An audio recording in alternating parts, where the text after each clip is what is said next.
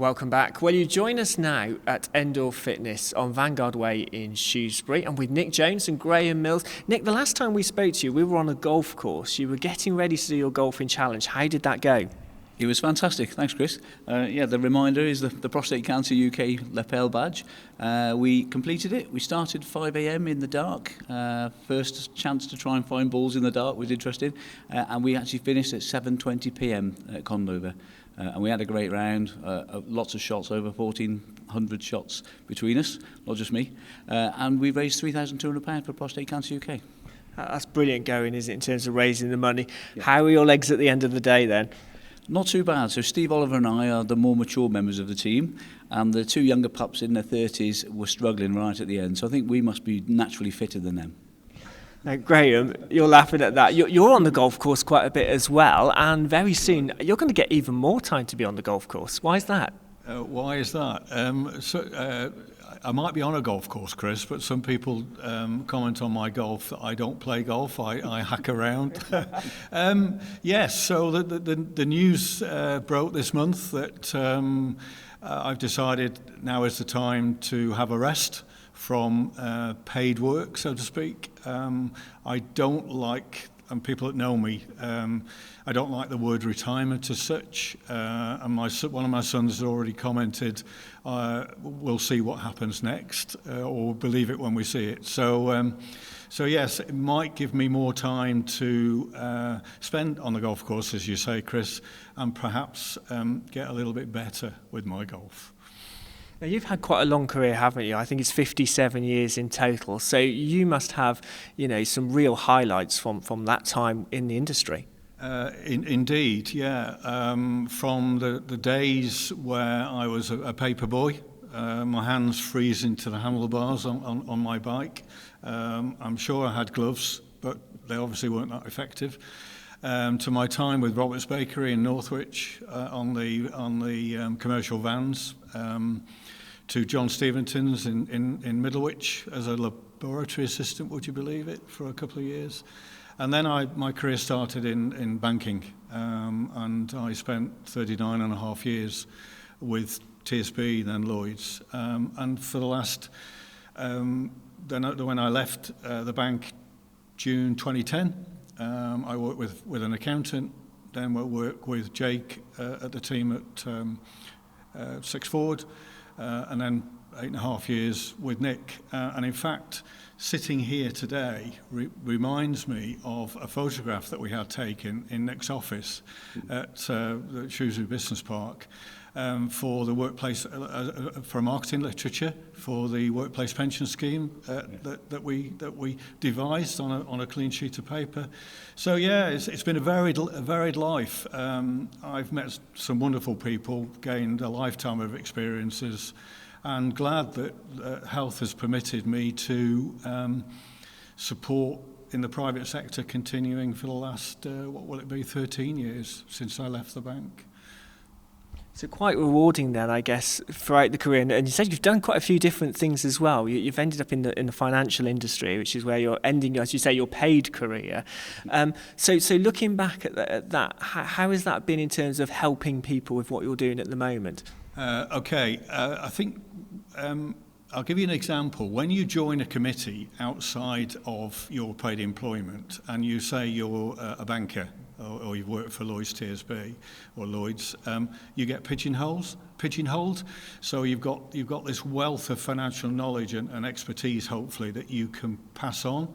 So I've got involved in things outside of work. I support Shrewsbury Colleges Group, Vice Chair of Governors and Chair of Finance. I have, for about the last 15 years, raised money through my golf society for Midlands Air Ambulance charity. And Nick and I have done some events outside of the golf society supporting that charity as well. I support two smaller charities. I'm on the exec board of Shrewsbury Business Chamber, and I will continue with that for the foreseeable future. So I think, yes, a financial hat is very useful outside of paid employment. Well, listen, Graham, we wish you all the very best of luck with whatever you do outside of paid employment, whether it's on the golf course or elsewhere. So best wishes from all of us at SBLTV. Thank you so much. I'm actually humbled by the comments that I've received since the news went public. Chris, I was thinking this morning, you don't really know how valued you are in the business community and wider afield until you decide to stop. And then I say I've had some absolutely wonderful comments, and I'm so grateful for all those comments. So thank you very much. And thank you for the time today. You're more than welcome. And I guess I'm not going to say replacing someone like Graham, because you can't replace his knowledge and expertise, but you've got to look forward and I guess find someone who can do a similar role. Yeah, so you're right about replacing. We do something which is very personal, and Graham's a very personable guy. We knew all about the charitable stuff before, which is why he's fitted into the team so well and been such an integral part for, as he said, 8.5, coming up 9 years. What we're going to do, because we've got 15, 16 advisors across the Midlands, each of us are going to be upskilled a little bit in what Graham was doing, and then be able to take on that. And we'll have one or two specialists within the advisor population. So we're not going to directly replace the role. We can't replace Graham, but we're not going to replace the role. It's going to be more about having the skills so we can still offer what we've been offering before to clients. But also, as Graham said, reading the LinkedIn post and reading the heartfelt thanks for everybody who's helped over the years, it's quite humbling, and it's great to, we've been a little part of the most recent part of that, but it's long-term, consistently being a good guy, doing what you say you're going to do, being loyal and caring for others. And that's what we want for everybody, isn't it? Yeah, absolutely. So what is going on then in the world of financial situation at the moment? Because we're hearing different things in the news about the state of the economy. Where are we at, Nick? You're always the guy to ask. I'm always the guy to ask. There's always a little bit of chaos just before or just after I've come on, isn't there? And I know now these are pre-recorded and they're going out at the end of the month. So this week on Thursday is the next Bank of England Monetary Policy Committee meeting, which we're expecting another interest rate rise, which could take the Bank of England rate to 5.5%. It's already expected, it's priced into markets. It won't be a surprise if it happens. It might be a surprise if it doesn't happen. So that's one thing to bear in mind. If people have got a fixed rate mortgage or fixed rate loans, they're not too worried about it. When it comes to renewal time, that's when the pressure may well be on, because repayments will definitely increase. And then you might have to look at increasing the term of these arrangements to keep things affordable. On the investment side of things, there's a lot going on in the world which is positive. Some companies are making really good money, and that's always the reason for spreading. We never try and pick one or two horses in the race. We would always spread and have horses in different races, so different types of asset class. And that's still the plan, really. That's still the message. So unless anything's changed really significantly in your own place, there's not really a time to be too stressed about it. Some people are really struggling financially because their costs are exceeding their earnings and their income, and that's always going to be a worry. For business owners, there are lots of pressures because of the wage demands of people, which is understandable because all your staff have got to pay more to live, but the business can only pay so much, so something's got to give. So we're dealing with a lot of clients at the moment who are looking at an exit. It might be a retirement, I shouldn't use that word, it might be choosing to do something other than work for money, spending your time on other things. And if you're a business owner, then that doesn't have to be all in one go. So it could be a big exit and a big sale. It could be that you phase and you get somebody else investing in the business that will take it on in the future. So maybe a 3-year or a 5-year deal to just sort of keep your hand in, keep the expertise used, and then you can then move on. And then enjoy the rest of your days. But having a choice is brilliant. And some people, like Graham, I probably shouldn't say this, probably like Graham, want to work beyond the natural state retirement age, and that's absolutely perfect. You've got something to give and you're healthy and having a positive impact. Why not do that? What we like to do is give people a choice. So if you can be 60 rather than 67 and then make that choice not to work for money, then fantastic. And there are so many good causes like Graham was talking about that will benefit from having the expertise and all of the knowledge on their side from someone who's still got so much to give. So it's all about doing what's right for you, having a plan, sticking with it. And as always, you and your colleagues are there for people to come and have a chat with if they need to. Absolutely, always, yeah. So we don't charge for an initial conversation, and we could really just be a sounding board. Start with a blank piece of paper like we did with the workplace pension schemes in 2014, and then just create something, and we can do that on a personal or a business front.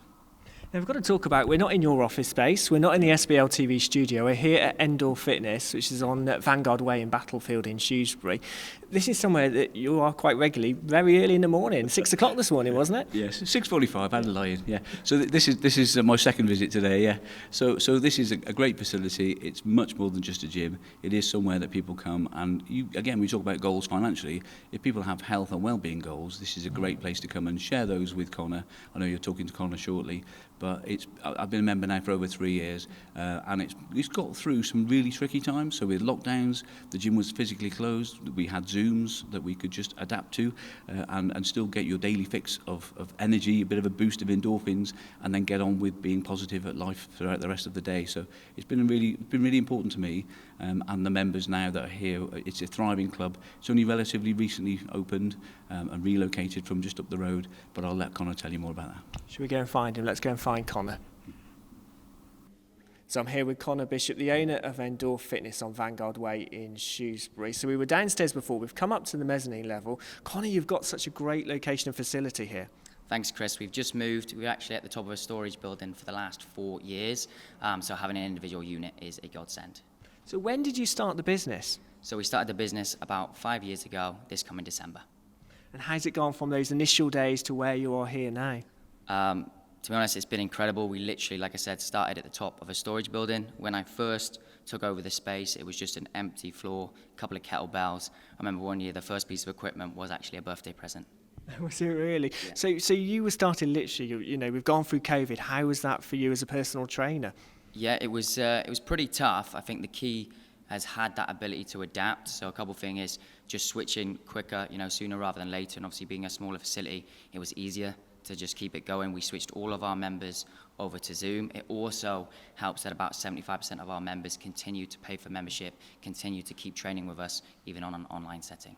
So you've got great facilities. Just explain to me a little bit what about people do when they come here to train with you. Okay, so our main focus is we run a group training program. Most people sign up because they generally struggle with the standard gym. They need a little bit more support, a little bit of accountability, a little bit of a community, if you like.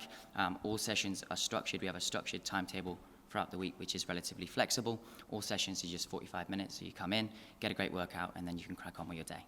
That sounds pretty good to me. If someone wants to find out more information, how can they do that? The best thing to do is either search Endorph Fitness, either on Google or Facebook, and then contact me from there. Brilliant. Connor, thank you for letting us film here today. It's been great to have a chat. Thank you, Chris.